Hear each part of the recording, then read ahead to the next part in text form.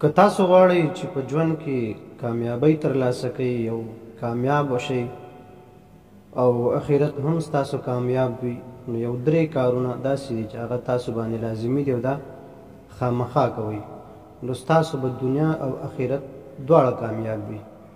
لومبې سلام عام کوئ، یو بل ته سلام کوئ، ځکه سلام سره د انسان نه تکبر وځي.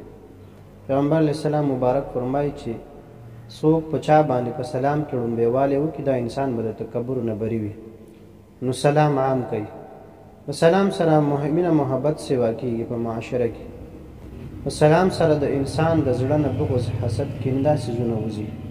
سلام دا په اصل کې یو دعا ده چې ته یو انسان ته کې السلام علیکم ورحمت الله وبرکاته، نو دا یو قسم د دعا شه چې هغه ته ته چې الله دې تا سلامت لري، رحمتونه دي په تا باندې، الله برکات دی په تا باندې. دا څومره ښکلې خبره شوه. هغې واپس تا ته په جواب کې و چې وعلیکم السلام، یعنې په تا دې هم دا شانې وي. دا یو قسم د دعا ده او خامخا یو بل ته سلام کوئ.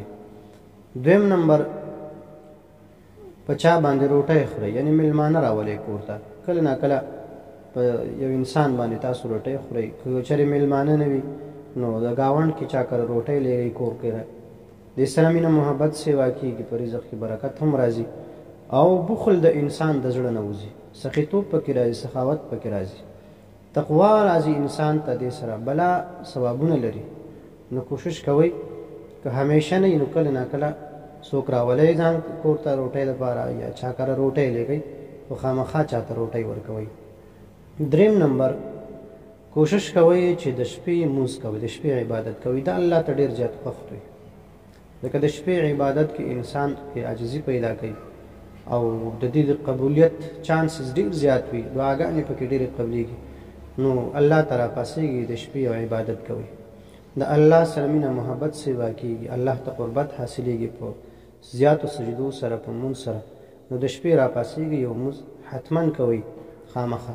نن سبا خو دا جمع دی، اوږدې شپې دي، نو خامخا راپاڅېږئ، 4 رکعاته 6 رکعاته مونځ کوئ. کوشش کوئ چې څوک د تهجد مونځ کوي نو دا نور مونځ به د هغه نه بالکل نه قضا کېږي، ځکه چې یو سړی د تهجد مونځ د کولو کوشش کوي نو نور خو به بیا خامخا کوي، ځکه خو فرض مونځ دی. تهجد مونځ خو نفل مونځ دی. که یو انسان راپاڅېږي، سختۍ تېروي، تکلیف برداشت کوي، راځي پاڅېږي یخنۍ کې، یره یقینا چې یو انسان دغه وخت کې راپاڅېږي او د الله ته دعا وغواړي د زړه نه او په صدق باندې راپاڅېږي، نو د هغې په قبولیت کې څه شک نشته. هو څه امتحان دپاره کېدی شي لږ وخت پس هغه دعا الله قبوله کړي، یا یې دله په بل څه کې په کار راولي، خامخا الله دعا قبلوي.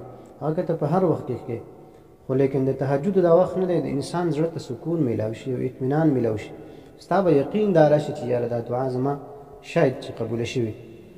نو کوشش کوئ تهجد لمونځونه خامخا کوئ. دغه 3 خبرې چې ما تاسو ته کومې وکړې، که چېرې تاسو په دې باندې عمل وکړو نو انشاءالله دنیا او آخرت به زموږ ستاسو د ټولو ښکلی. السلام علیکم ورحمت الله.